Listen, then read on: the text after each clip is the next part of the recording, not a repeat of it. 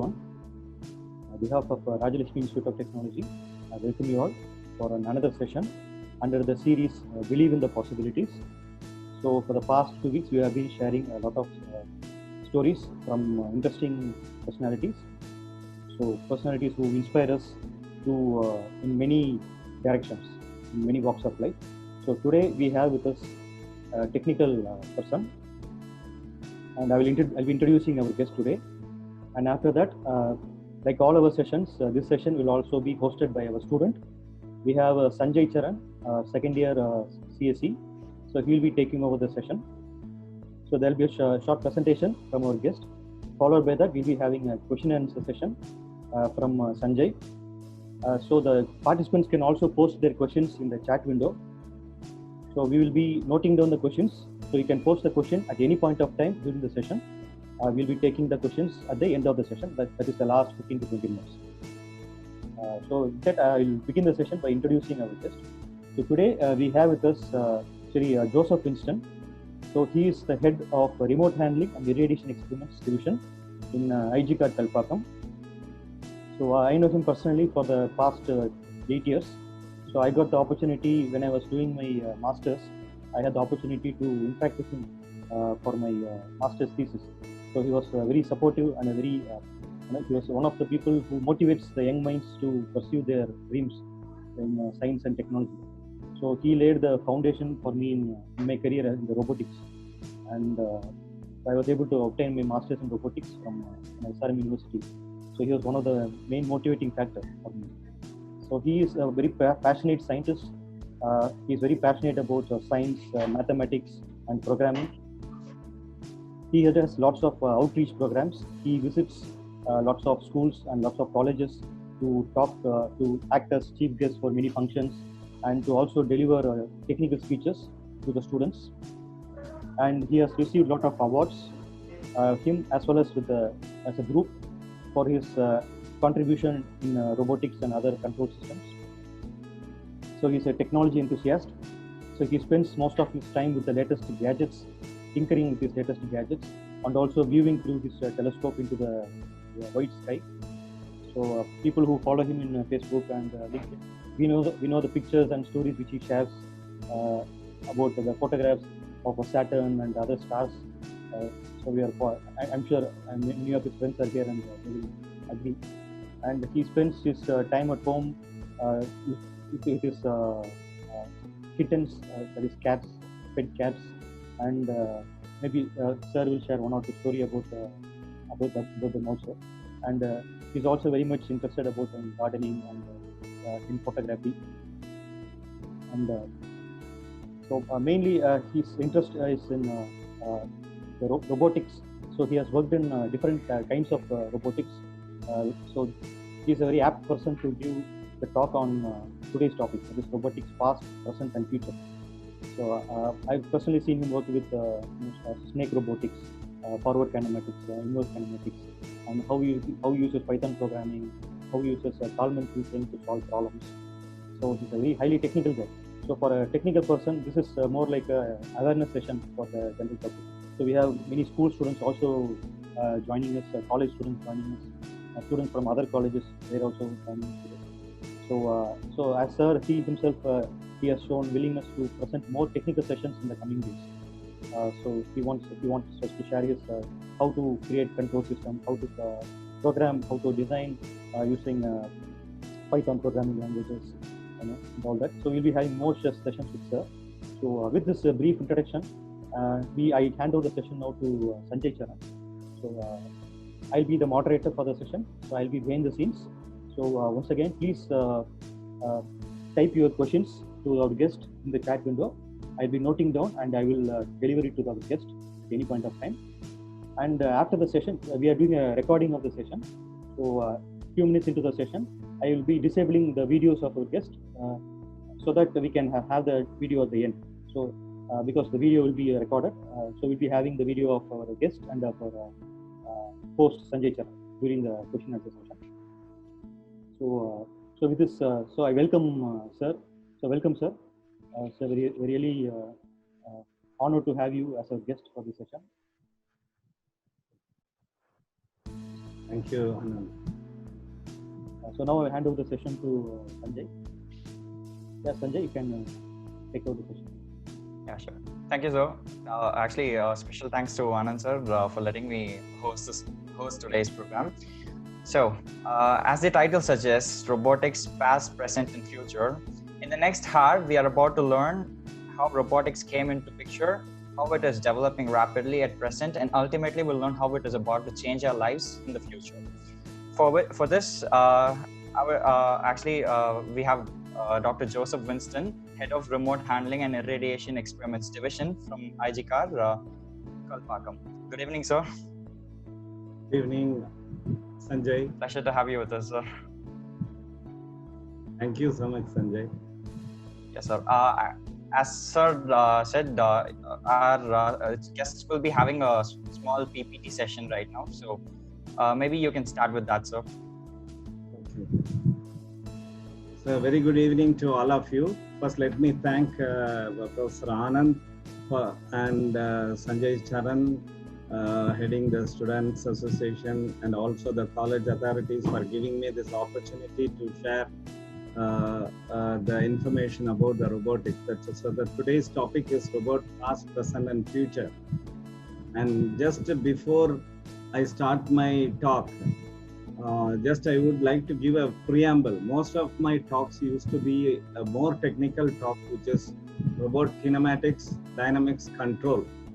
Whenever I go to college on a technical talks, but today I'm going to make it completely a different talk. It is going to be a very general talk, which is I'm not going to cover any technical aspect of robotics in this talk.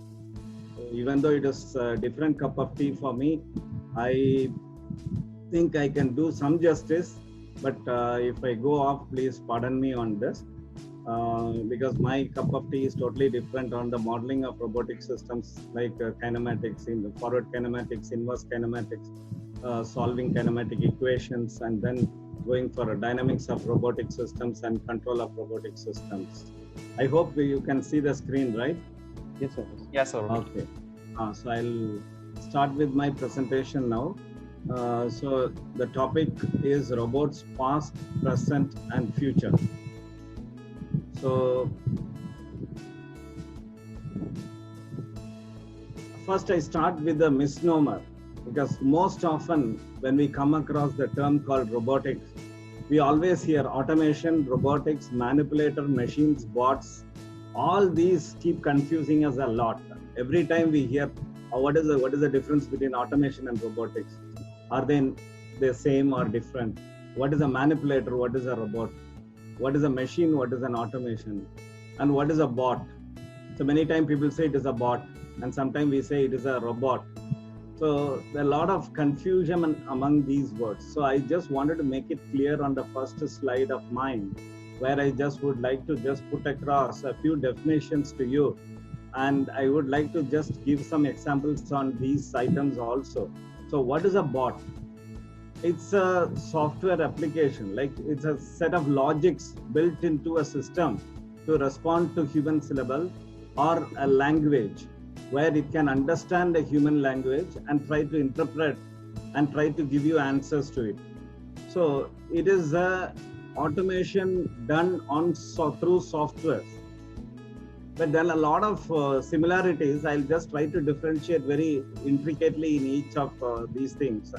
So robot also has a lot of softwares built in. The question immediately comes, is not a robot, does not a robot have softwares in it? Yes, of course, robots are programmable systems, but it has a lot of softwares. But the main difference between a bot and a robot is a set of logics built into a software to give you certain kind of a voice output, which is in terms of languages.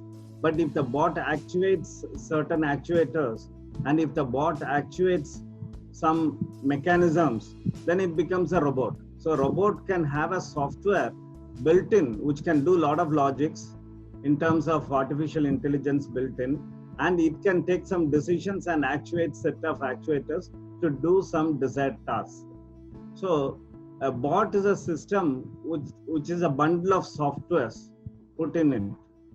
So next slide, I'm going to elaborate little more on bot. So before that, I just go into manipulator. Manipulator, very often we say manipulator, manipulator, manipulator. And in nuclear industry, most of the time we say that it is a master and slave manipulators, which is used to do some task on some hazardous environments. Wherever the radiation levels are high or the chemical environments are there, the master sits on a room where he can operate the system and do a manipulation on the slave environment. Typically, the slave environment will be a chemical environment, or typically the slave environment will be hazardous. So if you see a master slave manipulator here, the master side, you can see there will be an arm similar to that of a slave side, where the master can comfortably sit here and do all dexterous operations here. I hope you can see my mouse, right? When I move the mouse here. Yes, sir. Okay, so yes, once a master manipulates the arm here, you can see the isosynchronous operation on the slave side. So this sometimes it is called as isokinematic system. When exactly like the slave arm, if you have a master arm also, it is called an isokinematic system. That means ISO means same as master and slave. So once the master side, it is typically like a tape recorder. So a lot of encoders will be put on these systems, where when the master moves the arm, the encoders will get the readings, and these will be fed into the slave arm, and the slave arm will start moving tandem to the master's commands. So in a typical nuclear industry or a industry where the environment is highly corrosive or hostile, even completely mechanical linked systems are also built. That means no electronics built in the system. Whereas when the master moves, everything it is a drive translation, which by means of pulleys and cables, which can rotate the joints on the slave side, and it can do the manipulation on the slave side. So typically, if you do something on a safer side to manipulate something on the unsafe side, they are called as manipulators. So a device used to manipulate material without direct physical contact by the operator. So you try to manipulate sitting in a comfortable environment and try to work on a very hostile environment. And typically automation and machines are set of systems bundled together by means of actuators. It can be a hydraulic, pneumatic actuator or electric actuator. Then there are drive translations like through links, joints, and some gear systems, chain pulley blocks. You can see the timer pulleys, you can see belt drive systems. So many drive translations will be there. And they are always typically called as a hard mechanics. Like everything is pre-built with a pre-built design. That means each of the links are designed to do certain functions so that the output is desirable for human being. So when such machines are built, they are typically used on fixed automations. Like it can do a specific task only. So it continues to do for years after years the same task. But if some size of the raw material is changed, you have to go for a bigger machine. You have to design a new machine and go for a different machine. That is the problem with the automations. Whenever you have automations, you have fixed links, fixed dimension systems where you cannot manipulate too much. That is where robotics became very popular, where it is a reprogrammable system where it becomes more flexible for you to adapt to the situations. But these systems cannot adapt to the situations. But here the accuracies and repeatability of the task, everything is good. You can meet up to the requirement. But any new task comes, you cannot do with the fixed automation systems and the machines. Whereas in the master-slave manipulators or any other manipulators used in the industry can do a lot of works which are very specific to the task space. And more about bots, I just mentioned a little bit about the bots. Now today, if you see, every site has a bot now. Most of the commercial sites come with a bot, or most of the service sites come with a bot. Immediately you can see a small window popping up at the right bottom corner of your screen saying that I am Dia, I am there to support you. May I know what way I can help you? So you get some kind of a typical language bots which can pop up and try to ask you a set of questions, and you can interact with the bots very much like a human being. So this serves the purpose. That's why these bots became very popular. So typically this is a language processing engine. It does a lot of processing. And today you can see, apart from the websites, there are little bit of hardware made out of these bots. Like Amazon has come out with an Alexa bot. Typically it is present in most of the houses. Now you can find Alexa. People say that, Alexa, but can you get me the train ticket fare from this place to some place? Immediately it picks up from the database from the internet and try to give you an answer.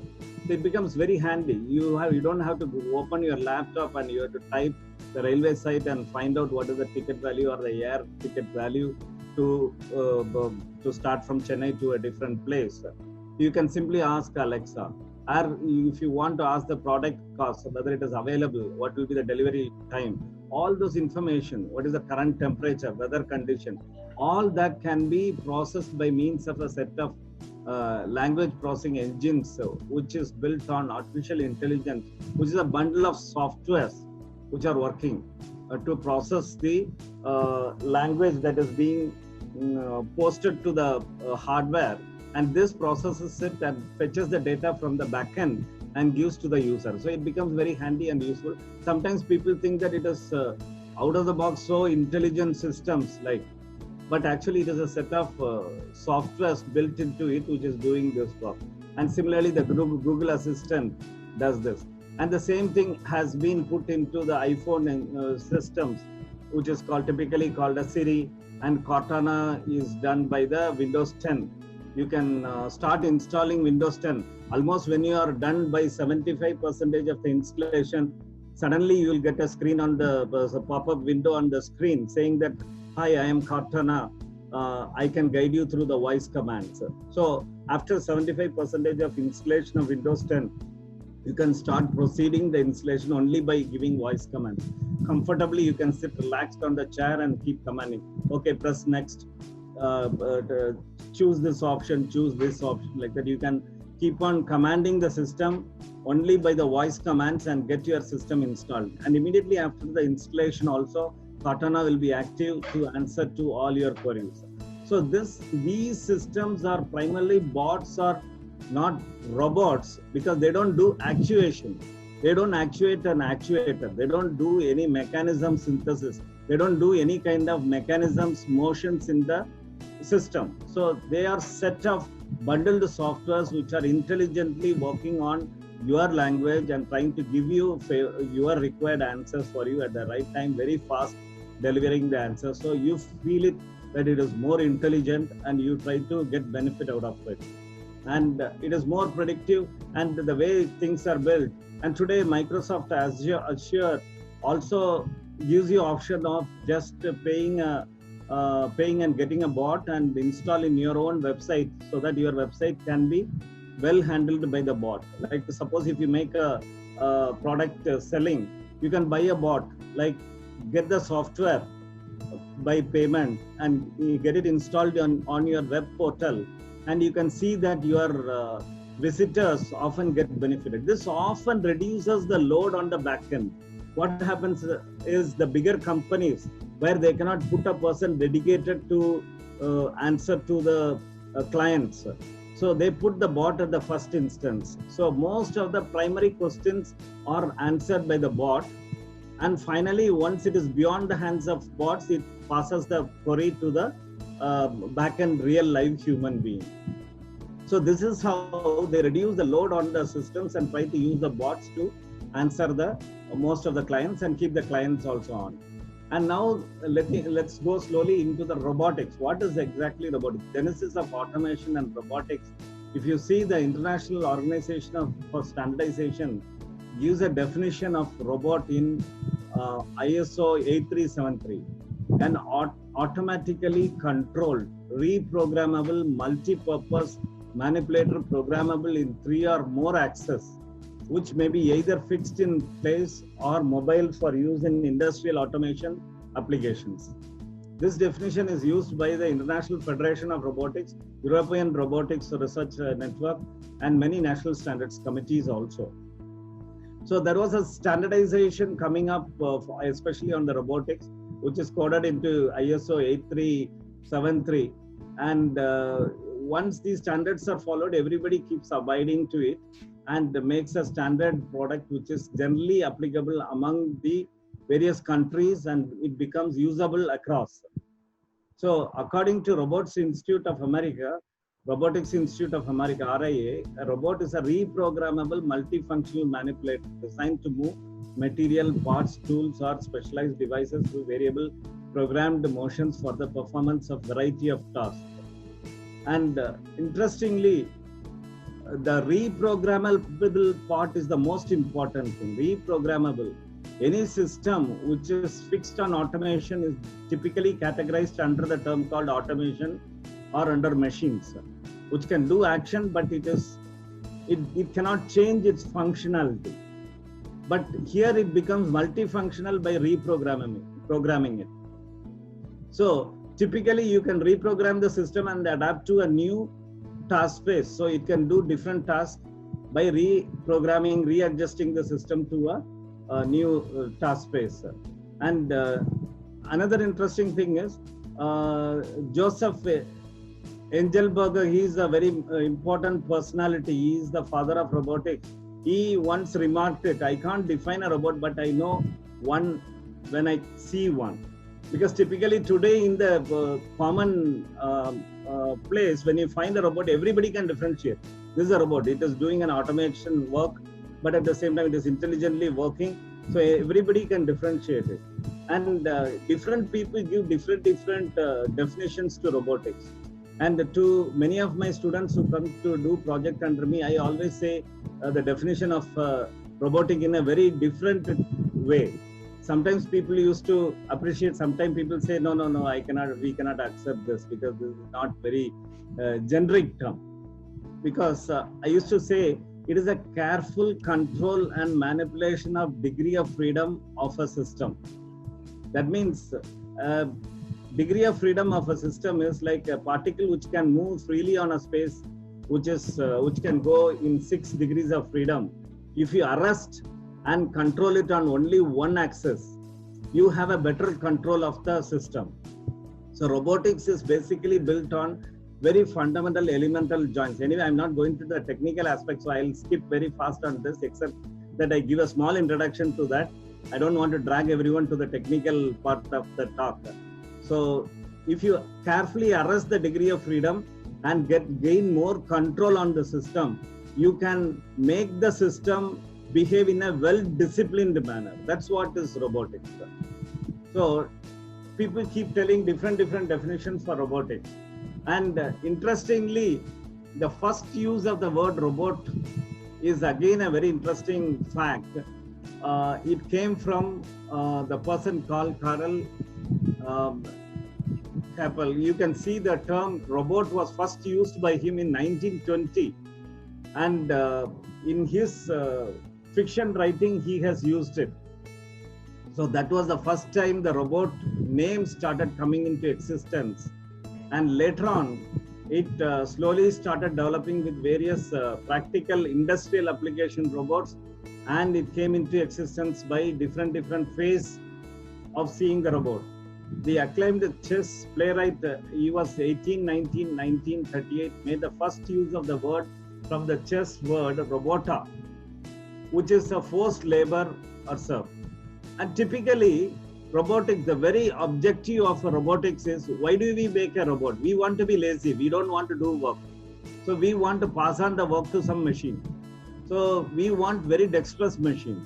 So I want to go into very intricate spaces to do some, to pick and bring me something, or I want to make my system work in a very dexterous way. So I keep putting a lot of objectives to the robotics, and basically the human beings want to be lazy. He doesn't want to really work on the, and interestingly, it becomes important also whenever it comes to a very hazardous environment where you cannot sacrifice a human being, we put machines to work. That is where these robots play a very vital role. That is why it is called as chess word, which is aptly brought from a term called robota. It is a forced labor. You are forcing a labor into a hazardous environment where human being cannot go, or wherever the space which is very dangerous for human beings to operate in those places. You send a robot to do the work. And Capek was reportedly several times a candidate for the Nobel Prize. Unfortunately, till last he didn't get. So the very word, just to emphasize, the very word started way back in 1920, where the first time the robot was. The first industrial robot, you can see that is way back in 1950. George Dewall was the man who made the first patent on the system, and later on joined by Joseph Engelberger, who made a very commercial expansion of robotic systems for industries, and they started the company called Unimation, and the first robot for industrial robot, which is called as Unimate robot. And here I just wanted to emphasize only one thing. Being a technical person, I just wanted to emphasize only one thing here. The very first robot is also resembling our human hand. If you see a human hand, is a highly dexterous arm. You have a shoulder and you have an elbow and a wrist. With these three, you can do a lot of dexterous works. So when you have 3 rotation joints put on a robotic system, even today, Puma robot, programmable universal machine, all these sophisticated robots, even today, use the 3 rotation axis, RRR. Typically in technical term, it is called as RRR robots. Revolute, revolute, revolute, revolute, revolute, revolute joint robots. With 3 revolute joint in combination, it is similar to our human hand. You can have a dexterous operation. The task space is a sphere. The task space is a sphere. So in that spherical work volume, which is large for a system having 3 RRR systems, this is the maximum one can get. You can do a lot of dexterous work within that spherical workspace. So even in this case also, you can see an azimuth, then a shoulder and an elevation, or a shoulder and an elbow joint, which are rotary, rotary, rotary, and a prismatic here, which can give you an extension of it, which can extend your work volume further. So this kind of robotic arm generalizing is one of the very basic thing which has been done on the very first day of the robotic design. So now, having done so much built over so many engineers and scientists who have worked on the systems called DH parameter, Denavit Hartenberg, who has standardized still more on robotic arm and how to standardize the entire robotic system joint transformation parameters by only 4 parameters, reducing from 6 to 4, representing the complete transformation between 2 joints. All that speak about finally 3 RRR can do a dexterous work. So right from the first robotic system to the sophisticated robots today present, all are working with RRR system. So right on day one, George Dewall has done a great invention. We should appreciate the invention made on the first version of the system itself, which definitely is a dexterous system. Somewhere in the net I read that this has even been put to demonstration to kick a golf ball into a pocket or something like that. So it can do a lot of dexterous way. Whenever you build a system with a RRR combination, we can do a lot of dexterity to the system. And later on, this Joseph Engelberger expanded the business by bringing everywhere throughout the world with various companies and making the automation industrial robot made available for various industries. Now again, a little bit on the robot terminology. A mechanical device, I don't want to dwell much on this, a mechanical device that performs human tasks either automatically or by remote control. And robotics is a study. Robotics is a study, and telerobotics is typically, we can see a lot of doctors doing a remote, sitting in UK performing an operation. In India, where a parallel robotic system with a lot of incisors and so many tools are given in the end effector, they can keep operating on the patients. So this is a kind of a tele-robotic systems where that is again, wherever I find the technical term, I would like to differentiate with the master-slave manipulator. See, again, you may ask me a question, what is the difference between tele-robotics and master-slave manipulator? Master-slave manipulator has a direct link between the master and the slave, either through a mechanisms or a directly connected electrical cables between the master and slave. But tele-robotics are typically interconnected by communication cables. A fellow doctor sitting in US performing a operation at UK, he has to go through a internet TCP/IP protocol over a long distance communication from US to UK and then get back to a machine. So basically the two master and slaves are separated by means of communication cables. So that is the difference between tele-robotics and the master-slave mechanism. And typically robotics engineering, if you see, it is multidisciplinary. You have sensors all seamlessly integrated together into one module to give you the perfect system as an integrated robotic system. So it starts from computer engineering, then the vision system, motion planning, mechanism, electrical, sensor, control, mechanical engineering, mechanics, everything. And again, a few more terms like bionics. You can see biologically inspired system. Typically, if you see a human gripper system, there are gripper system built with the tactile sensors. Tactile sensors are called as force sensing sensors, tactile sensors. Tactile sensors, like suppose if a robot has to pick a egg. So a robot has to pick an egg and at the same time it has to pick a nut. A steel nut is harder, so it can apply more force. But whereas if a robot picks an egg, it should not make it fall down. At the same time, it should apply adequate pressure that it doesn't crush the egg. Similarly, a glass item, it should handle it very tenderly. And at the same time, too tender is also a problem. If it applies a force lesser than what is required, the glass will slip or the egg will slip down and fall and break. So it has to ensure that it is holding.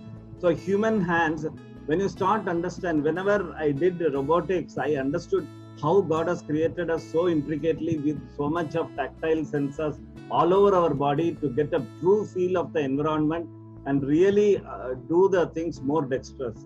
So building a robotic system with all that requires a lot of sensors into it. Like tactile sensors will have slip sensors, where the shear sensors which can see that when the shear stress is exceeding, it keeps applying more pressure to hold the egg. Or if the pressure is more, it will try to reduce the pressure on the object. And if you see the biorobotics, again, this is very interesting. Cybernetics and all this comes under that. This is a very interesting. At the same time, it gives a little shock to the human. Any new technological revolution always gives a lot of shock to the human beings because we cannot digest a new technology very fast. So as people say that if a frog is put on a hot pan, it jumps out and escapes. And if you want a frog to be cooked, you take a cold water, put the frog inside, slowly start heating. First the frog will start feeling that, okay, it is warmer. My muscles are getting relaxed. Now I am feeling better. So slowly heat up. At one point of time, the frog will really don't understand the temperature is going up and gets cooked. So the technological revolutions are slow, steady, that it is understandable, acceptable by the society. So biorobotics is another thing where the human or a live tissue are grown along with the mechanical systems or electrical systems, so that you have the advantage of machine power into human beings. So why do we need it? When we need extra power to do it, we need some system to be built. That means machine built into human beings. That is where this biorobotics become very important, biorobotics and cybernetics. And to know more about it, Neil, I'll just pass on very fast. Neil Harbison, born on 27 July 84, is a Spanish-born British-Irish cyborg artist. And he became very adamant and he tried to put a antenna in his skull.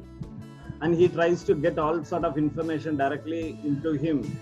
And it is like it's again comes under the category called cyborg, which is under the cybernetics, where you try to make a livable tissue along with the live tissue along with the machines.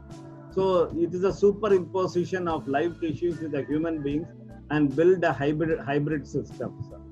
So it comes under this one. Again, why do you need this robotic system? So it is economic sense is very important. See, you can productivity increase is very good because you have a sustained constant quality control throughout compared to the human beings used in the place. So human beings are prone to do mistakes after doing repeated tasks or boring tasks, and it maintains a consistent quality, and economically very sensibly you will find a lot of difference compared to using a human being or a robotic system. And easy to switch back and forth between jobs, because a new person coming fresh into the system has to take some time to get accustomed to it and then pick up with the same flow of work. But whereas robotics, it's a very hard system where as soon as it is deployed, it starts doing the same quality of work at the end of the day, or being a start of the day or the end of the day. And finally, typically we say that it is to perform a 4A task on 4D environment. 4A task is automation, augmentation, assistance, autonomous. All 4A tasks in a 4D environment, which is dangerous, dull, dirty, difficult environment. So in simple, robotics is required to perform 4A tasks in 4D environment. Anyway, degrees of freedom I just skip on this.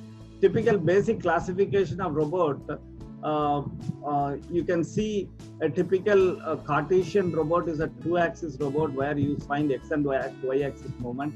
Where you find it in the typical plotters, you find this kind of systems where the plotter head will be moved by 2 motors, which will make it work on a 2-axis frame. So interpolation of these 2 axes will make you generate any kind of scripting or any kind of object drawing or any kind of motions desired in a 2D plane. And once the task space requirements are more, people went for making cylindrical robots where one rotation with 2 prismatic joints. Prismatic is a linear joint motion, and one revolute and PP. This is RPP robot, which will form a cylindrical robot. So if you see, this is R theta Z axis. So the task space, if you try to plot, it will be a cylindrical in nature. And if you put R and R, you will get a spherical work output. So that is why it is called as a spherical robot. So based on the classification, people say whether it is a Cartesian robot or a cylindrical robot or a spherical robot. And again, this also, it falls under the spherical robot, but it is called as articulated because it can, like a human being, it can do a spherical work volume with any articulation within that. So apart from the 3 global RRR, the end effector also will be given a 3-axis oriental axis. So if a welding torch is given to the end of this robot, whenever this 3-axis is moving in a 3D space, in a work volume of sphere, these 3 axes at the wrist, like a human hand, where you can have a pitch, yaw, and a roll, 3 axes. Similarly, these 3 pitch, yaw, and roll can be controlled in the end effector.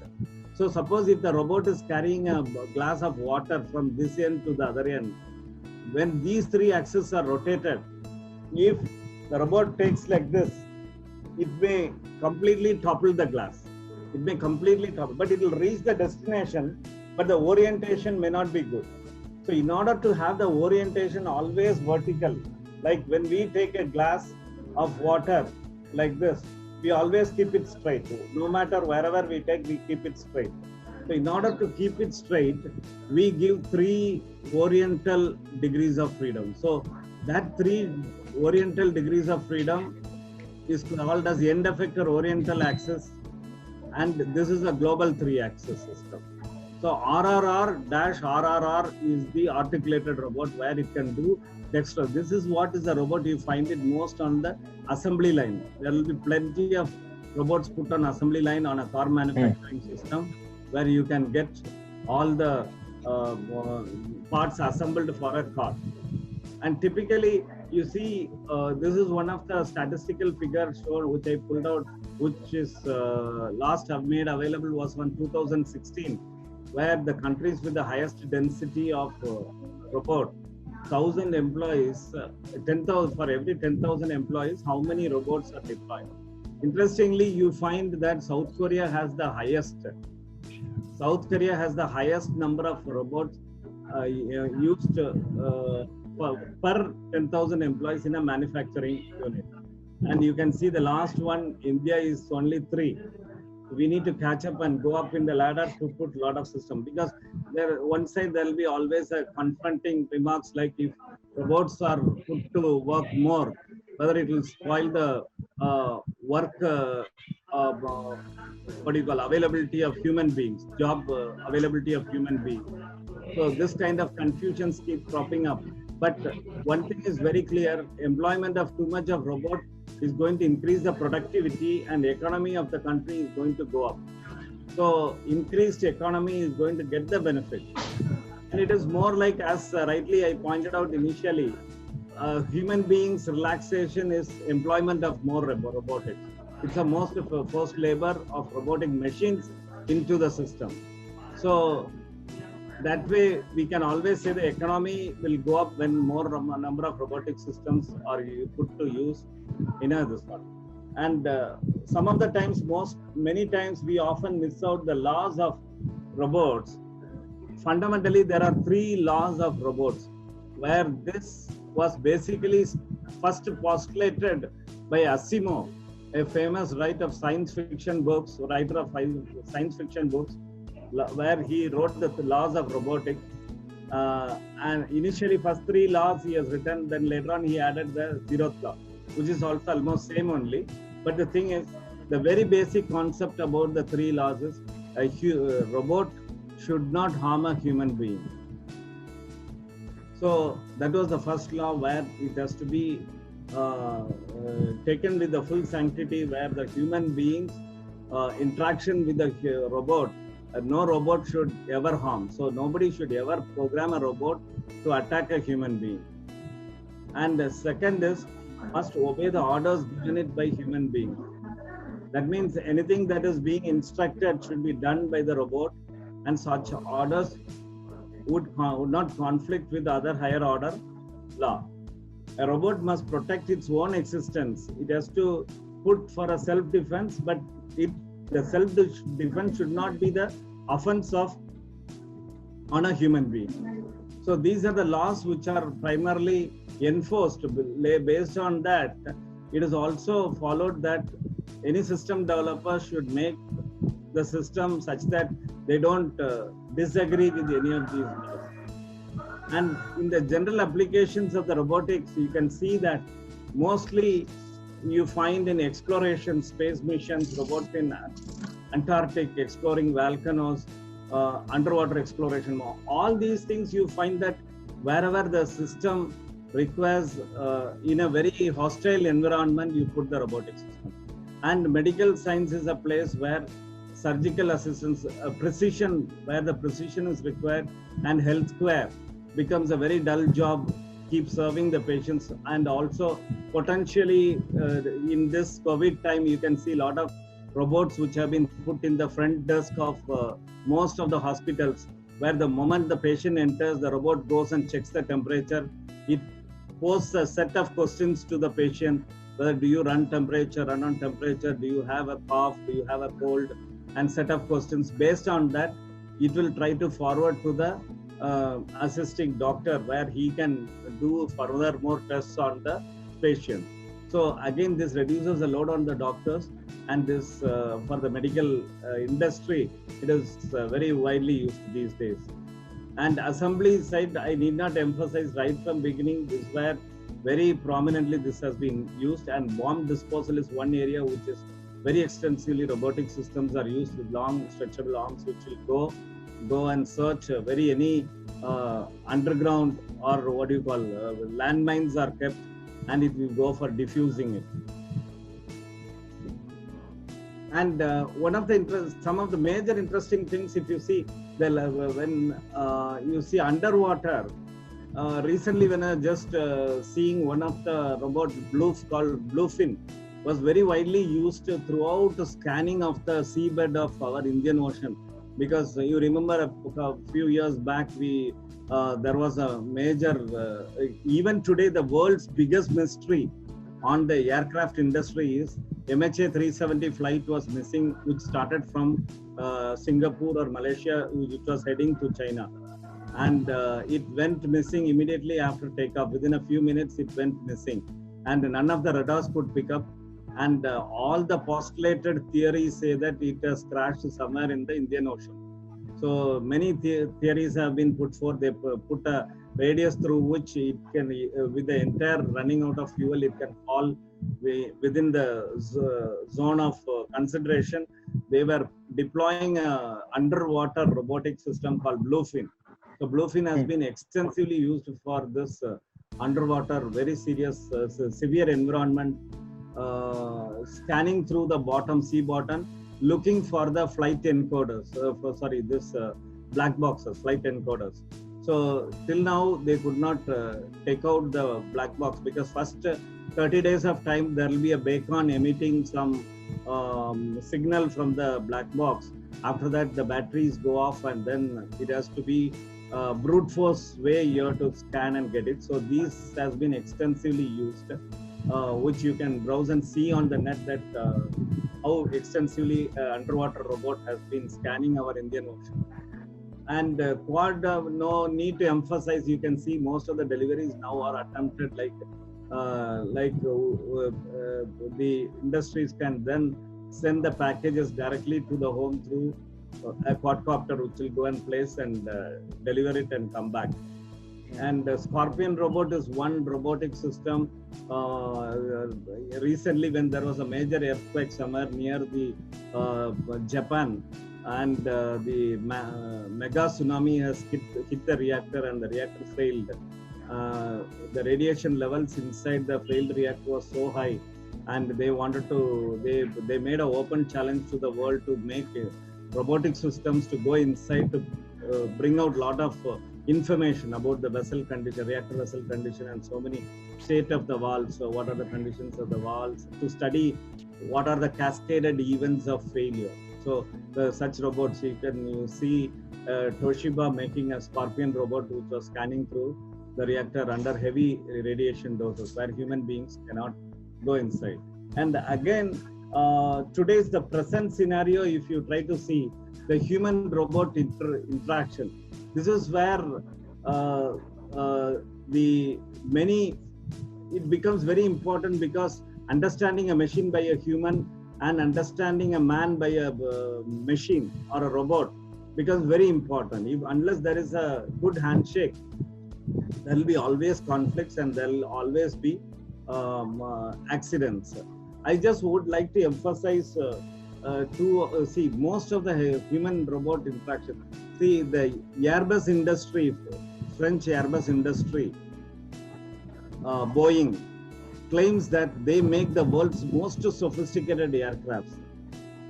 That one such in the category is 447 flight, which has a completely seamless interface to computer logics, which has interfaced with the machines, that is ailerons, control of the aircraft, control of taking the inputs from various sensors of the aircraft and various actuators of the aircraft. So they claim today, they challenge the world, saying that even if the pilot wants to do a sabotage on the machine, on the flight, the pilot cannot do it, because the onboard computer will take over, avoiding a crash. So that is the type of intelligence put into such systems. But having boasted so much, 2009, the same 447, which took off from Rio de Janeiro and was flying a long overhaul throughout Atlantic to the France, Air France flight, which was going to the France. It took over from Rio de Janeiro past the Brazil radar, and for a brief time there was no radar control. In that time, completely the plane vanished. But there were experts claiming from all over the world this flight cannot be downed. So much of intelligence is there in the flight. So that is where the understanding of human-robot interaction becomes very, very important. What has happened really was, if you try to go through the complete crash history or accident analysis of Flight 447 from Rio de Janeiro to France, you find that this flight has entered into a thunderstorm.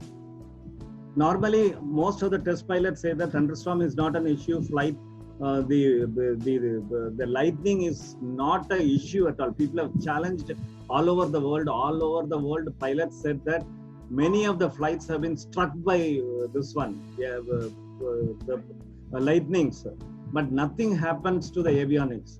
It can perfectly come back and land. So when there are so many stronger points, the flight went missing, and they went on checking the records. They got a few SMS coming out of the flight, because the flight is so intelligent. Just before the last crash, it sent 6 messages to the Boeing company. That again was going on into so many legal issues, because Air France was claiming that if at all the flight has to give us, because we bought the flight from Boeing, so if at all it has to send to us. Why did it send to you? There is a lot of disputes going on. But at the same time, Boeing people received 6 messages, critical warning, critical warning, critical warning 6 times, which indicate that the flight is no more. That is, it has completely crashed and demolished. So that was the kind of sophistication in the flight. Just before the death, it has passed on 6 critical messages through satellite to the Boeing company. And what has really happened, just after the Brazil, when they headed into the thunderstorm, the pilot voice recorder, they got it after long time of search into the Atlantic. Even the flight pods also, after a few days only, they could trace the flight parts. But once they got the flight transcription completely, they understood that once they entered into the thunderstorm, the pitot tubes, which are used to measure the air speeds, which is the speed of the craft, 4 pitot tubes froze. That means ice formed on the pitot tubes and they froze. And the speed readings were inconsistent. The flight was going at full speed, but the pitot tube started giving readings 0 speed. But the plane is not stalling. So the onboard computer could not fix the readings. So because all 4 readings have failed. So in such a scenario, they go for heating the pitot tubes and de-freeze the pitot tubes and come back with the good readings. Till then, they have to be on the stabilized flight. Once the computers, onboard computers said that autopilot disabled, automatically the autopilot disabled and handed over the complete control to the pilot. And surprisingly, even though these pilots have flown for so many years, the exact reason through which the machine has handed over to the man, and the man could not pick up from that point of time. He understood something serious because he was heading to a thunderstorm. So pitot tube readings are bad, he has understood. But now the complete control is on the man. So immediately they try to do some kind of motions which are very erratic. Like they try to lift the craft to some elevation, height, and also try to deviate at that point, banging to the left. So once they bang to the left, there will be a severe loss of lift again.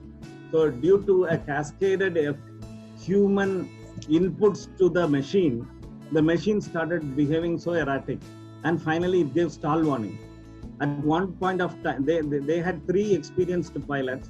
All the 3 were breaking the head. And at one point of time, seeing a maze of errors on the panel, they did not know what to do. They went on, one fellow is lifting, another fellow is trying to put nose down, because pilots are trained, once the stall warning comes, nose should be down to gain acceleration. Then only they should stabilize. So it is a maze of confusions. At one point of time, when they put on the heater, the pitot tubes started giving the readings. At that point of time, truly speaking, all over the net, you can see the accident analysis. They say that that point of time, the aircraft is totally perfect. You can control and bring back to normalcy. Even if the flight, the pilot would have handed over to the auto mode again, passed on to auto mode, the auto mode would have taken over from there. But this is where the interaction becomes very, very important, where the machine hands over at some point of time where the machine could not tolerate. Truly speaking, if it would have automatically triggered something and waited for some time to get a fix, it would have continued to stably fly. Or when the human being has come in between and put set of inputs to the system, the entire system became completely chaotic. Once it became a chaotic condition, is a maze of warnings coming on the panel. The experts are saying that now every fix is available. Only thing is they have to stabilize the flight and take it to normalcy. But both machine and man could not do it. Finally, it went to the disaster, complete disaster. So with this, one thing we understand, today's interaction, when things are put on machine and man together into the task, this is where today's major threat, major failures keep coming, and major challenge which is coming as of now in this present world is the interaction of the human beings with the machine. Until a compromise is there, a good intelligence is built, where the seamless practice of a human being with the machine, or the machine adjusting to the human being, because machines are made more intelligent. Once machines are made more intelligent, human has to be put with the machine to practice as an integral system. Such a thing is very important in the present state of art robotic developments, where when machines are made more and more intelligent, humans have to be put to the system and together should be seen as one entity to have the success of the systems. So you can see now the robotic system working on robo kitchens, where it becomes the very important whenever there is a critical systems like a aircraft. Seamlessly robotic things are well built with artificial intelligence and many machines put into the system to completely maneuver the aircraft. It becomes equally important to follow the safety standards also. Similarly for the medical industry also. The major difference that way between human beings and robots comes from these are organic beings, while robots are not. Humans are far more complex and superior to robots almost in all aspects, because the logics that which the human beings can discern cannot be easily programmed to that level, even though machine learning and so many things have been put to task, but still it is a far beyond the reach to make a complete robotic system to be very close to a human being. And today socializing the robots becomes again very important, because it has to be adapted in the social environment. Sophia robot was the first one to get this one in the Arab country. You can see that in Saudi Arabia this has been given the citizenship, and the talks which have been the journalists who have interacted with the robot find it very coherent. First thing when we come with the social being, to make a robot being a social being, you have to see a coherent behavior of the robot with human being. Like you ask something, it has to respond to the same way what you asked, and it should be as fast as enough. And the expressions also should be equally important. You try to tell a sad story and the robot starts laughing and listening to you. You yourself find it very incoherent way of interacting with the robot. All these things become very, very important to this one. And another misnomer is, what is the some people always say artificial intelligence is robotics. And what is artificial intelligence? It is again a bundle of software systems which are put to solve the complex problems and understanding, logical reasoning, all bundled into one system, and which is typically a soft built algorithm which form the artificial intelligence, which artificially made intelligent to make it behave very intelligent. So you can see when Open Vision libraries have opened a big way to solve, to make the computers have a good perspective of vision. There are a lot of pre-built libraries today available on the internet where one can start with using an open computer vision library where by detailed rigorous machine learning techniques, by looking at a few key points, the computer can easily make an assessment that it is a car. The windscreen, then the lamps. That is how a human perceive also. Humans also do perceive based on this. And two-legged man it says that it is a person. So it is typically a screen taken out of a artificial intelligence open computer vision library where it is trying to identify each of the objects.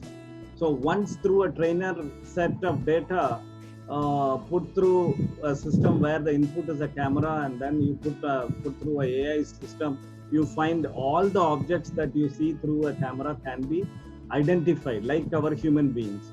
So if you have to follow a car, you can instruct the robot to follow the car.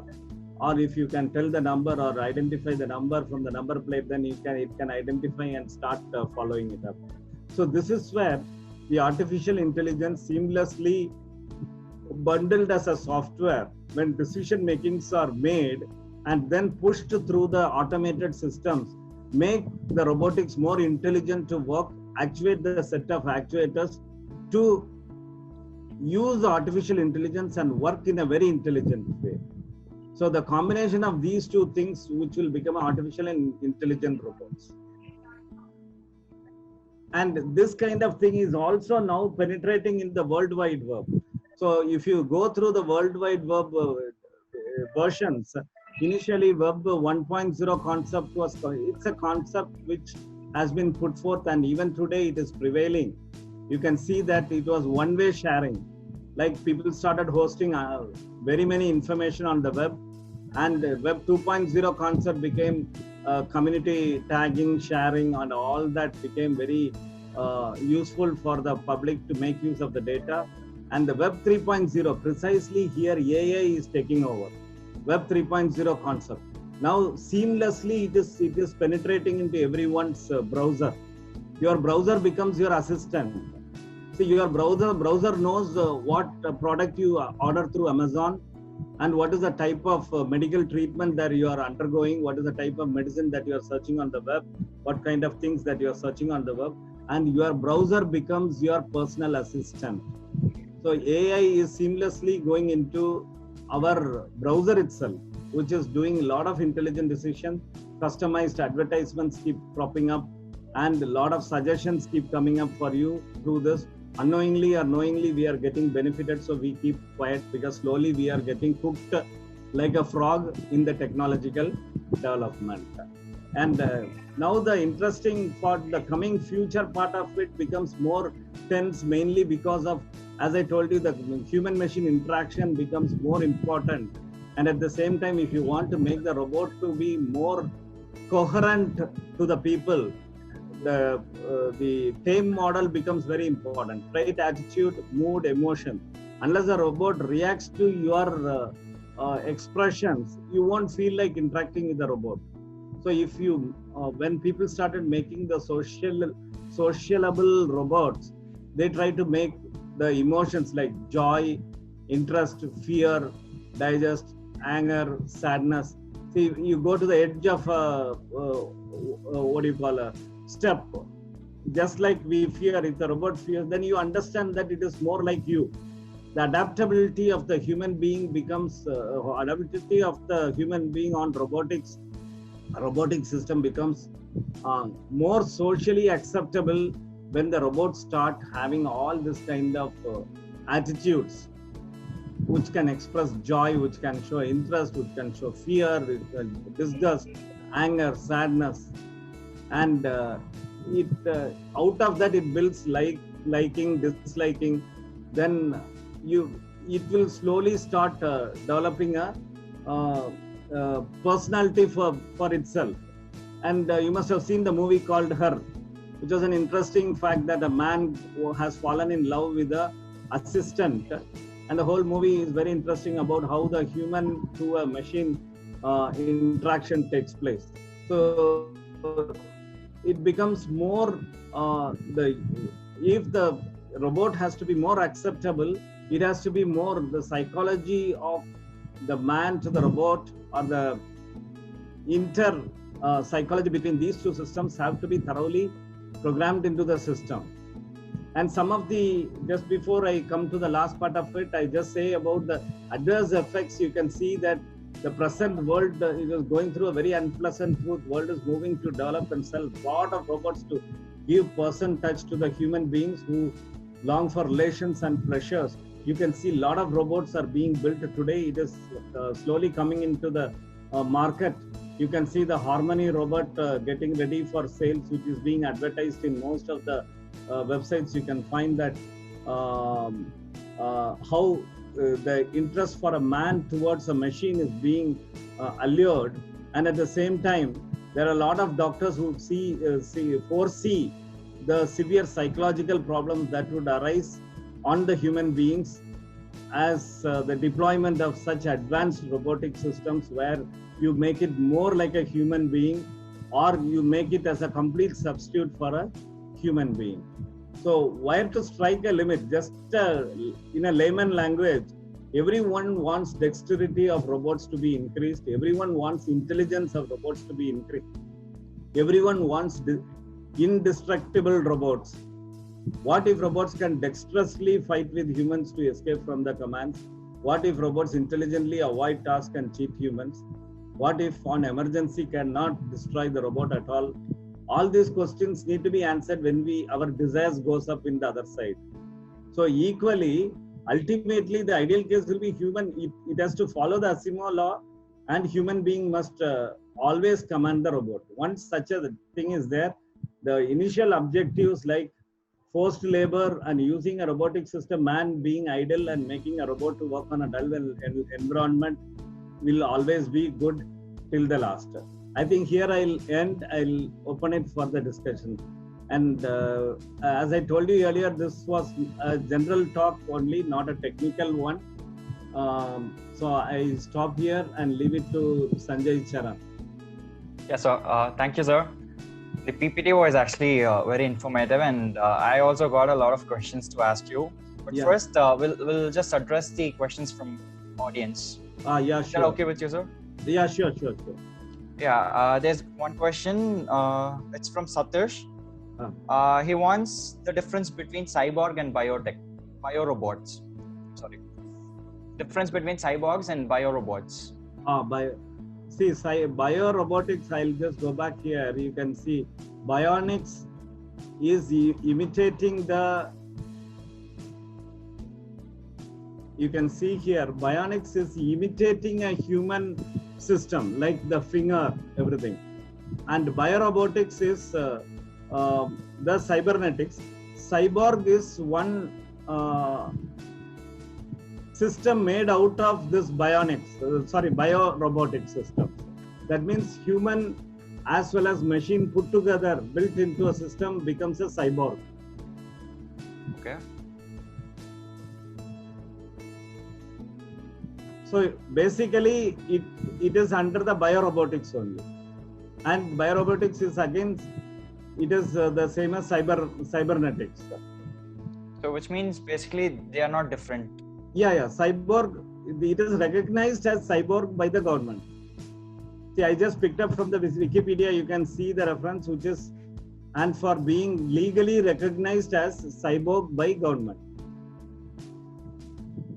So it is more like a brand name given like cyborg. But with the engineering aspect, it is under the biorobotics.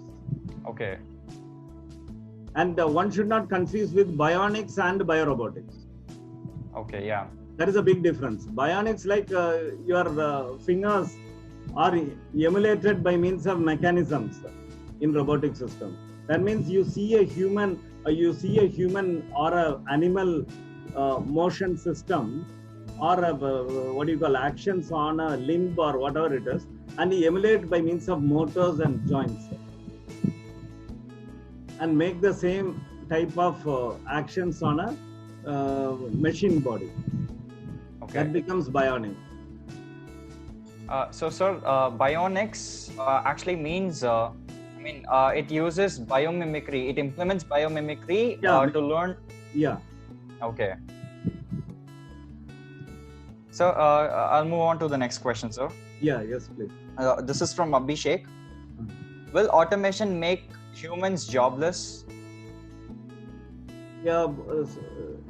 Satish, right? Abhishek. Abhishek, sorry, so Abhishek. It's a very interesting question. Many times, wherever I go, this is the first question people ask me this.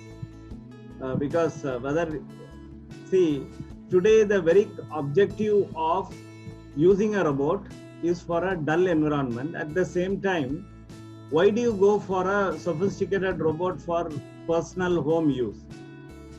You sit at the dining table and command a robot to go and fetch a newspaper from the living room.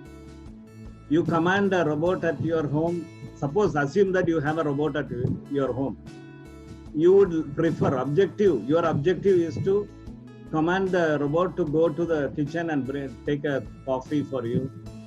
And you command the system and always make it like a forced labor. So, aren't you jobless? Yes, you are jobless. But your question is whether it will spoil the job opportunities in the country. That's what I told in one of a part of my lecture.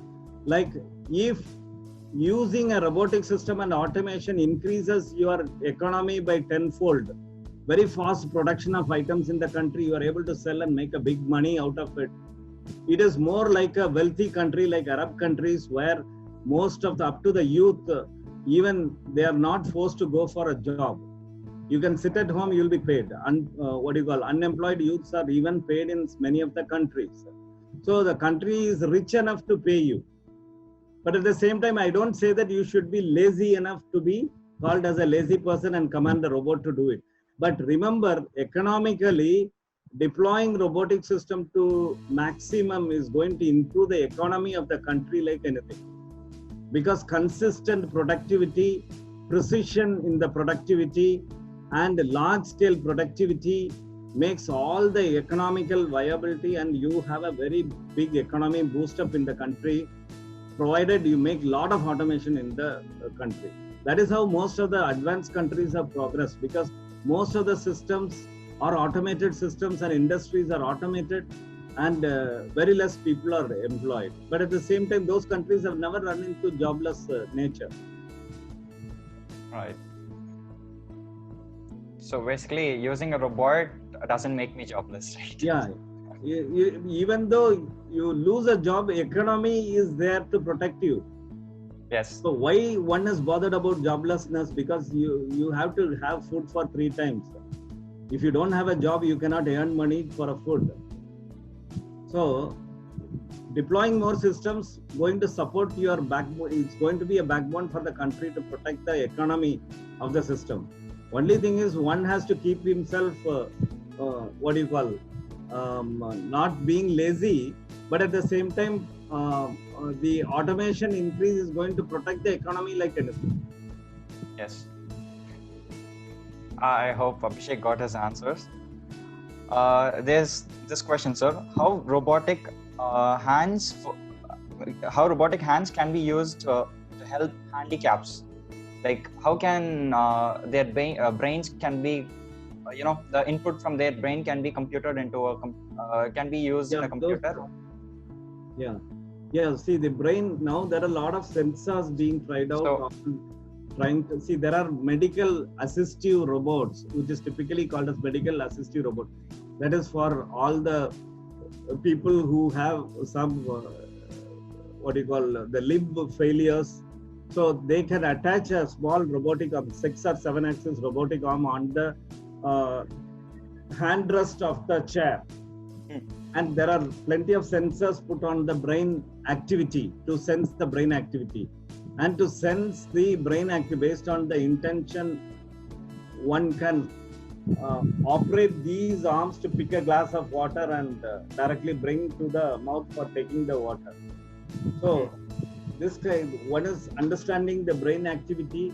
Second thing is, with the little of movement of limbs, there are a lot of assistive input devices with the small joysticks through which they can move the arm and pick and do it.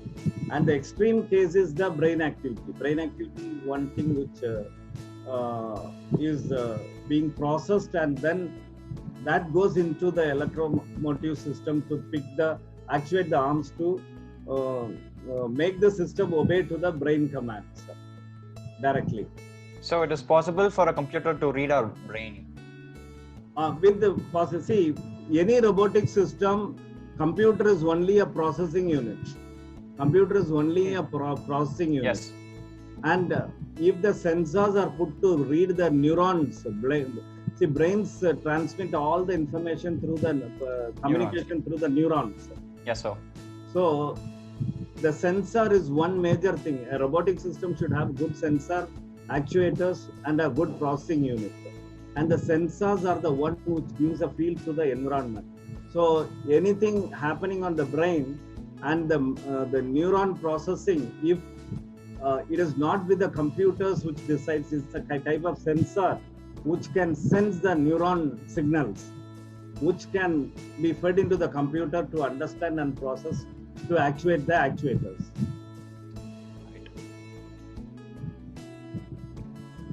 And then there's another question from Abhishek again. Yeah. 1 second, sir. Will robotic process automation course makes us ready to work with present day environment? Can you please repeat the question? Yeah, sure, sir. Will robotic process automation course makes us ready to work with present day environment? Make us ready to work with the present day environment. Like, do the course help us to cope up with the real world? Robotic process automation. Yes, sir. Okay. So one is robotic system, as I pointed out in one thing, the process automation needs understanding the motion controls like motors, how to actuate the motors, how to control the motors, and how to use a processing unit to control all these things, and how to add the artificial intelligence part of it. All that requires a collective engineering which is going to process. So present state of art, if you have to attack the problems today, like see, predominantly, like if you want to make a robot to sense the real world and do, one such thing is, see, one of the interesting thing, as I told you, the cameras are going to be a sensors which is going to give a vision of the environment. Once it comes inside, it is going to be churned by means of a lot of algorithms, which is going to churn the data and evolve out a certain, like identifying the objects. Yes, sir. Then the automation part, process automation part, has to read these key points, and it has to, like, suppose if the robot has to follow a certain trajectory, or it has to follow a car, it has to follow a certain object, wherever the object is moving. So the process control has to make a lot of intelligent decisions to control the system. See, actually control is one aspect which I have not touched, but in the technical talks I used to do a lot on control engineering. Process control, the entire sensor data has to be processed, and you're actuating the motor. How do you actuate a motor? Suppose, see, one simple example I give you. You use an ambassador car, and there is a lorry going ahead of you. You try to overtake, and you find another bus coming. If you are maneuvering a Mercedes-Benz car, you press the accelerator, you go fast and negotiate and go. But at the same time, your intuition says, for the last 1 hour I am driving this car, the acceleration is very poor. So I cannot negotiate. Yes. So it comes out of experience. That is where there are controls, advanced controls called as model predictive controls. But the system model, your own car has to be modeled into your control. It is not only simple process control, you have to go for advanced optimal controls like model predictive controls, where you make a judgment of your model, car model. What is the mass inertia? If I negotiate whether the mass will topple my car or whether I will be able to quick turn and then bring back to the normal track. Yes. In a Mercedes-Benz, out of your experience, you will automatically negotiate and go. Whereas Yeah. in an ambassador car, you may have a second thinking and you apply the brake and come back. So Yeah. in such a process control, it is not only a process control will help. The advanced controls need to be used for attacking this kind of problem, because modeling the system, robotic system, and controlling the system in an optimal way only will make it completely fail safe to move in a required desired path. Yes. So Yes. to be precise on his answer, the process control, learning process control is a good thing to actuate the motors and systematically operate the motors to actuators to make the robotic system control in a particular fashion. That is only a simple based controls. But when you Okay. go for advanced controls, you need to go for optimal control and advanced robotic controls for optimally controlling robotics, the present state of art robotic systems. Okay. Even a quadcopter, if it has to negotiate a small gap through which it has to fly and go, it makes a flight path calculated through the vision system, puts into the onboard computer, it finds out model predictive control. If I move through these points, what will be the dynamics of my system? Whether I'll be able to negotiate or will I hit on the object? All that yes. has been prior computed and controlled. So simple process control is taking the set variable and trying to put the set variable to the desired path. But whereas the advanced robotic, present state of art robotics require advanced controls. A lot of advanced controls in addition to the process controls to be put to control intelligent robots. Yes, sir. Then only the right decision can be made. Yeah, right decision can be made in advance. Yes, sir. And model predictive control keeps correcting every step. It computes the track and it makes a one step move. Then again reverse works on all the model and tries to estimate the next point. That yes, sir. That would be good. Yeah. Yeah. Sir, the next question is from Vaishnavi. People feel robotics is a costly thing. When will it come to poor people's lives? But actually, robotics was once to be a very costly affair.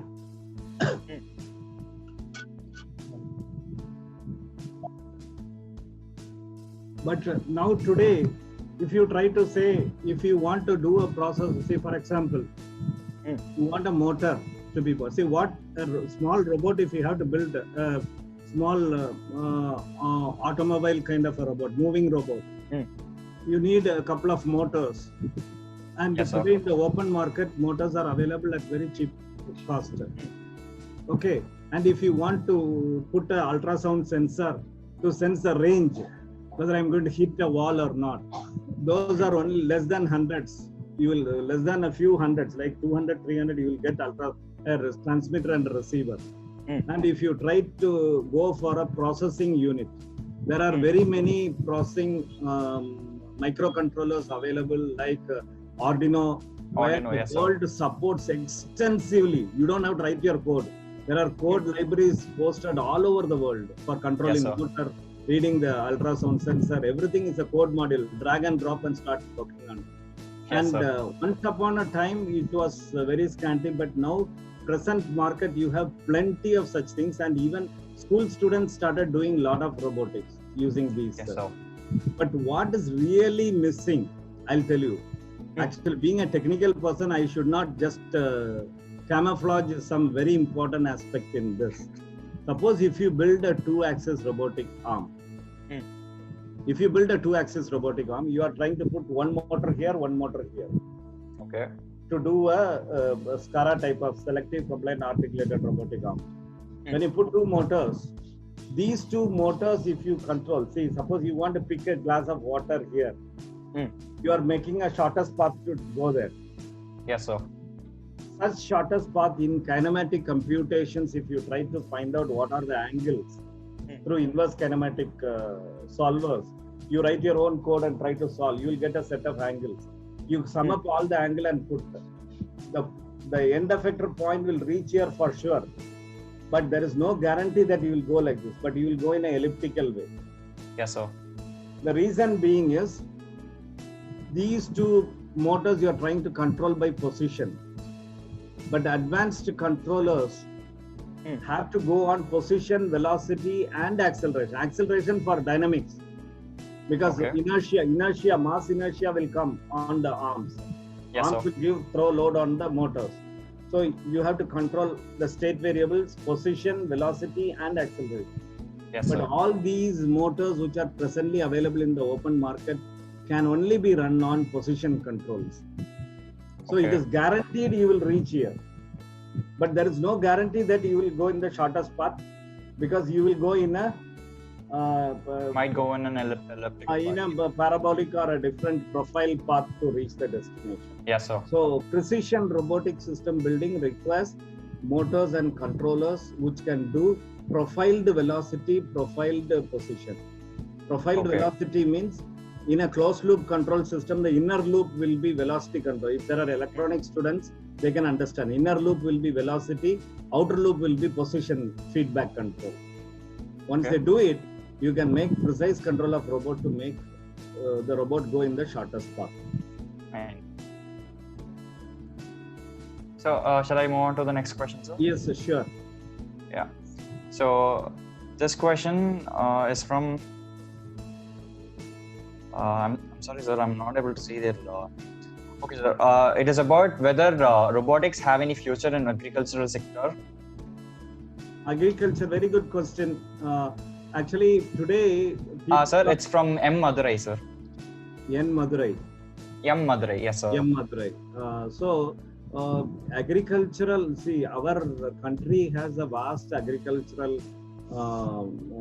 lands, and agriculture is very important thing. The problem today is people are not working towards these sectors. People are not working towards these sectors to build these farm robots. So these farm robots, because agriculture requires, suppose if there is a paddy field, spraying of pesticides. Now today, it can be either done through a mobile vehicle or it can be easily done through a quadcopter. So spraying pesticides is one area where people can very vast use in the agricultural sector, which will help the farmers. But very surprisingly, with a lot of intelligent people in the country, we don't orient ourselves to cater to these technology, delivering the technology to these people. And still we go on buying things from other countries. But whereas the same quadcopters where people are doing for hobbies can very well easily be deployed for this kind of things, like spraying pesticides can be used for manuring. Yes, sir. And also can be used for a variety of things, especially for the agriculture. Definitely it has to be done. A lot of potential use is there. Anything done on a small scale itself will be of a big use for the country. You can see in the Facebook now a lot of pop-up keeps coming on our, content saying that farm bot. Yes, sir. So, see, actually, we are more prone to look at some fancy stuff and trying to buy it. If you try to look at it, it's a simple Cartesian robot they are trying to make. In a small terrace garden type of thing, they are putting a Cartesian robot kind of thing to either sprinkle water or pesticide, move around like this, and do a header going this way, X and Y axis, and keep doing it. So these are very, looking at it, at these things itself, at least we should get inspired to do our own product, trying to put it to use for common people. Okay. Sir, with this we can stop the questions from audience. The rest of the questions will be addressed by him offline. Okay. So I just have one more question, sir, from my side. Okay. So what is the future of robotics itself, sir? Like, what can we expect from researchers in the forthcoming years? Yeah, robotics, as I told in one of the presentation slides, we are moving towards more integration of robot man-machine. This conflict only need to be addressed properly, because a lot of today, tangibly we are seeing this in the avionics, because that is something really dangerous. Because as I pointed out, Air 447 crash, and 30 years back from now, there was another crash which has happened at Bangalore, a flight landed just in a golf course just before the runway, which is again a difference between the man and machine, this one. And at the same time, there is also an increasing fear, because at this one time we wanted it to be machine to be very intelligent, very dexterous, but at the same time, the other side, the fear starts growing. So the graph will be like, you bring the dexterity, your product, all your cost of things comes down, but at the same time, the fear psychosis goes up, because what if the machine overpowers man one day? There are so many fiction writers who are telling about those aspects only, telling about what if the robots overpower man. Yes, sir. So more and more intelligence being put, logic, it is quite logical. If you think, why we are lazy? Because we don't want to spend energy to do work. We just remain silent. But at the same time, what we do, we tell the robot to go and do the work. And if you make the robot intelligent enough to compute its duty cycle, if you make it compute duty cycle, a robot will internally compute, I have done from morning till now 80% of the work. Then at the same time, it will compute internal temperature. It is above 80 degrees. It will say internally that I am tired. And it will demand for rest. So I wanted to rest. Still the man is commanding me to do. So I will silently go down and take some rest and come back after some time. So if you start building intelligent robot, we ourselves build it intelligent. And again, we fear the system. This is how the fear starts building up, slowly.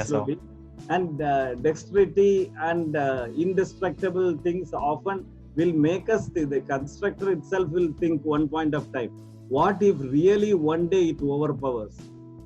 How will I defeat it? Which wire should I pull it off? Because you yourself will put a lot of intelligence. What if sabotage comes? Somebody pulls off the battery wire. I have alternate power. I have alternate power from another source to sustain for some more time till it establishes back. Okay. So basically, we'll make it. Yeah, you make one side intelligent. You always fabricate the fear in yourself by fabricating more intelligence to the robotic system. Yes, sir. So the future of robotics is, yes, automation robotics has to go, but the Asimov's law has to be fully respected, and still the command of the robot by man should continue to happen till last, and it should relieve the pains of man. It should go on to the the hostile environment and continue to work for the man, for increasing the productivity. So in such a case, all the advancements which are going is all very good, but at the same time, as I pointed out in one of the slide at the last, when truly speaking, there are a lot of inspiration. I don't understand why that inspiration is there. Why a robot has to be made like a human being? See, today, if I want to start using a machine in my home, the only reason for me to keep a robot in my home is because it will obey to my commands than my wife. Yes. Okay. So it will do at any point of time, whatever I ask, it will go and do it. So I desire, because it is, first thing, it is obeying. Second thing is, it is not becoming tired at any point of time and keep doing the stuff all the time. But why is the desire of making it more like a human being, substituting a human being? That is where the real conflict comes. The love to the machine is equally dangerous. That is where the psychology of the system, man interacting with a man, is the best psychological intact system, where to the machine is going to be disastrous in future. So the ultimate aim of making a system equal to a man, simulating a man, is something beyond which is it is fascination for everyone, but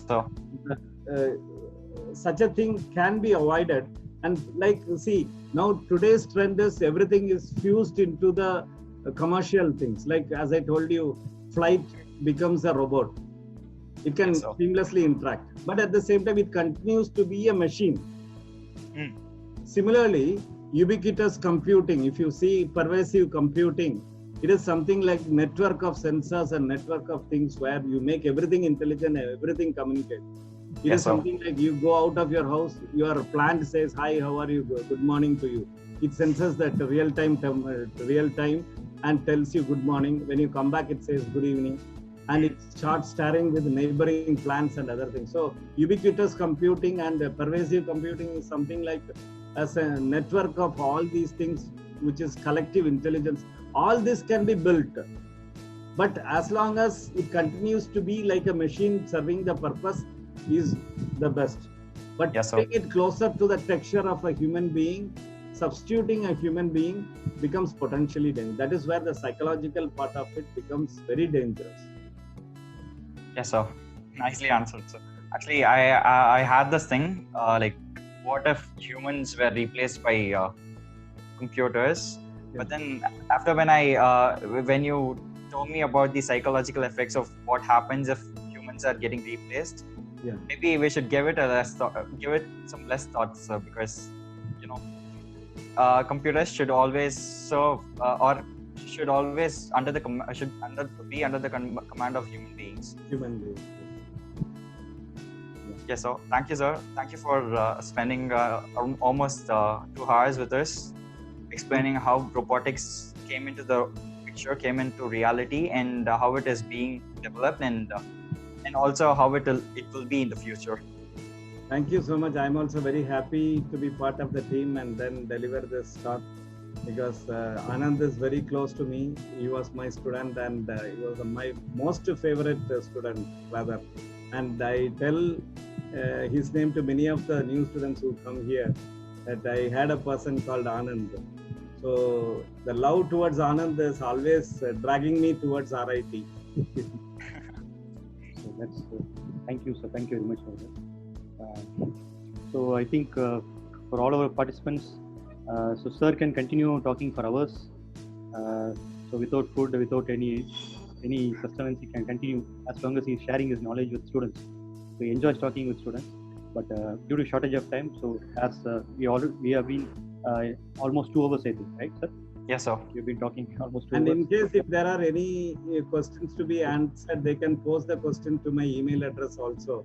Yes, sir. I'll be very happy to answer. Yes, sir. So we will. I will type the email ID also in the question. Yeah. Yes, sir. If you want, I'll just share my last screen. Yeah. Sure, sir. We'll just take a screenshot.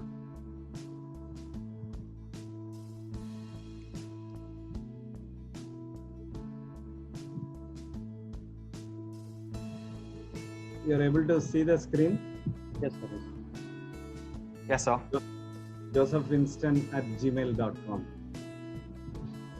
I'm also happy that my ex-group director of Design and Technology, Pudhivinayama, is also participating in this. I could see his name. I thank him for participating here.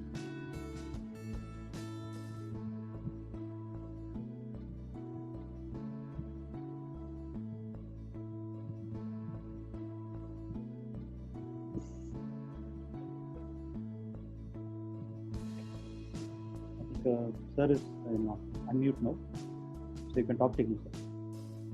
Winston, it has been a nice presentation, good presentation. I could see. I think when I got the news that he is going to give a lecture on the Zoom, no, naturally I developed interest. I know his strength, so I think I thank the Dr. Anand, no? Dr. Anand, Yes. to give the opportunity to join. Anyway, it's a new cup of tea for me, like a field of robotics. But nevertheless, I am the one to encourage all the things now to come into development. So I thank Winston and the Institute for the opportunity. Probably will continue to interact. I will continue to share my things with Winston. Now I am in IGCAR again, in a different role. I will have opportunity to work with him continuously. Thank you. Thank you. Very much. Thank you. Thank you, Pudhivinayam. Yes, sir. So thank you, sir. I think with that we have come to the end of the session. So we are recording the session. The recording of this will be available in all of our social media platforms in a couple of days. And so I have also shared the feedback link in the chat window.